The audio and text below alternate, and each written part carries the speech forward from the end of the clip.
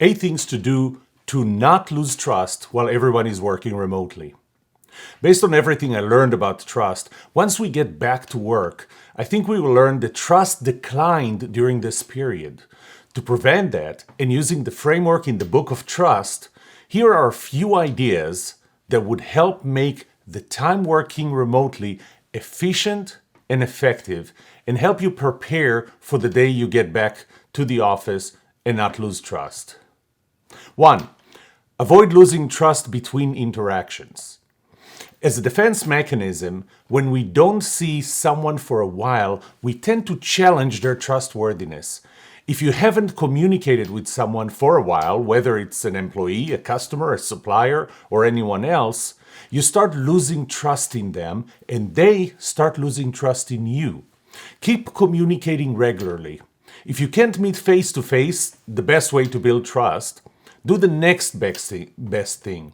A video call with them. FaceTime, Facebook, Messenger, Skype, anything like that.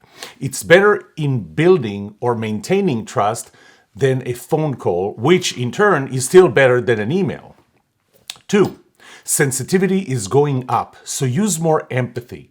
People don't want to be sold to these days. I've heard too many people trying to increase their selling efforts to compensate for the loss of in-person business.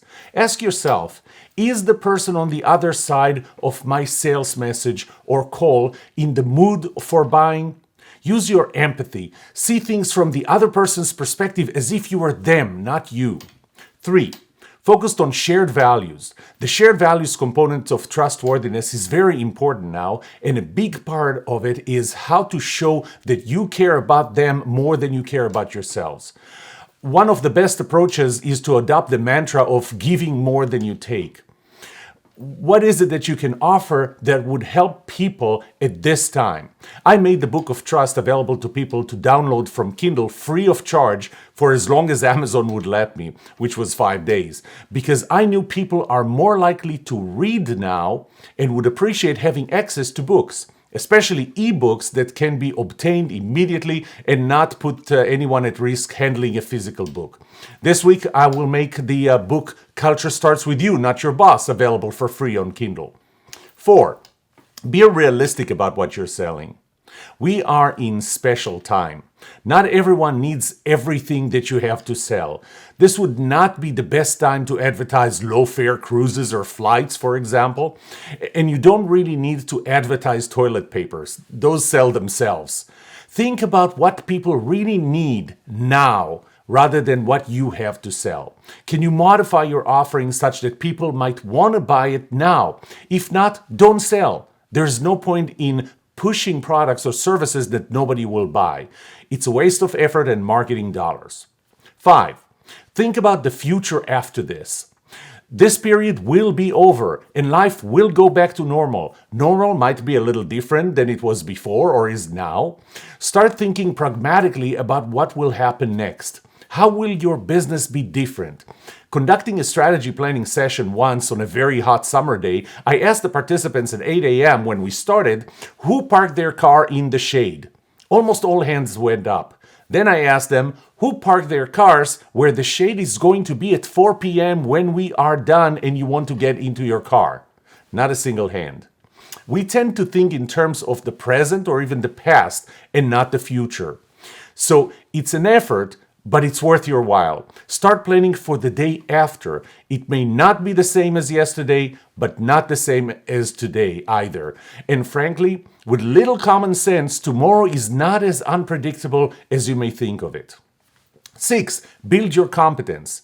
A significant part of your trustworthiness is based on your competence. Working remotely with fewer opportunities to do some of the usual things you do at work gives you the opportunity to build new skills and learn more about your domain or field. When this is over, you will become more knowledgeable and more skilled at what you do, and thus more competent. You will deliver more value to your customers and thus have a better competitive advantage over your competitors who didn't do that. 7. If you have to track what your employees are doing when they work remotely, then you are either not a good leader or you don't have trustworthy employees. Either way, productivity, creativity, and effectiveness will be lower. Just look up software for monitoring remote employees in your favorite search engine. You'll be shocked at how many solutions are offered there. Simple, accurate time tracking and proof of work to ensure they are doing the job you hired them to do is what they offer. Really? Employees need autonomy to do their job the best way they know how. If you monitor them or consider the time they are spending in front of the computer as a proxy for their productivity, you're wrong. And if they are not trustworthy, monitoring them will not increase their productivity. 8. Make information available, communicate what's necessary. More than ever before, information flow is important. Lack of information can cause lack of trust and inefficiency. However, you can over-communicate too and overwhelm people. Use the following rule of thumb to communicate. Make all information available and accessible to everyone. If someone needs access to information, he or she would know where to look for it and it will be well organized. Communicate, email, text, calls, etc., what's necessary for the other person to know now, either because they ask for that information or because you know it will affect what they're working on. Don't communicate just to show that you're working. I hope this helps. Be safe, stay vigilant, remain positive, and may trust be with you.